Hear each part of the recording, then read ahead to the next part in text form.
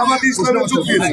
জয়পুরহাটের খেতলাল এলাকায় 5 শতাধিক বিএনপি কর্মী সমর্থক বাংলাদেশ জামায়াতে ইসলামীতে যোগদান করেছেন।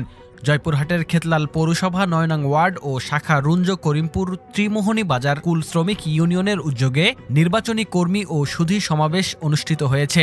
শনিবার অনুষ্ঠিত এই সমাবেশে প্রায় 5 শতাধিক বিএনপি কর্মী সমর্থক জামায়াতে ইসলামীতে যোগদান করেন।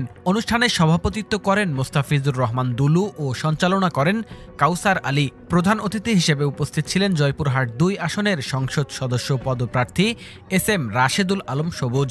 বিশেষ অতিথি হিসেবে বক্তব্য রাখেন খেতলাল উপজেলা আমির অধ্যক্ষ আমিনুল ইসলাম, উপজেলা সেক্রেটারি শামীম হোসেন মণ্ডল, কালাই উপজেলা সেক্রেটারি আব্দুল আলিম সহ স্থানীয় নেতৃবৃন্দ। SM রাশেদুল আলম সবুজ বলেন, যারা সমাজে আবারও ফ্যাসিবাদ প্রতিষ্ঠার চেষ্টা করবে, জনগণ তাদের বঙ্গোপসাগরে নিক্ষেপ করবে।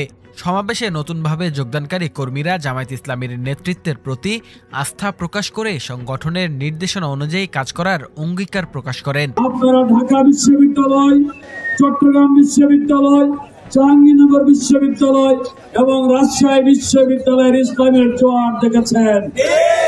আজকে আমি শিব সমুদ্র বলিগ্রাম চক বলিগ্রাম বিয়ারা থেকে ঘুরে আসলাম। সকাল থেকে আমি এই জেন্দা বিরুনে ছিলাম, এখন খেতলালের করিমপুরে আছি।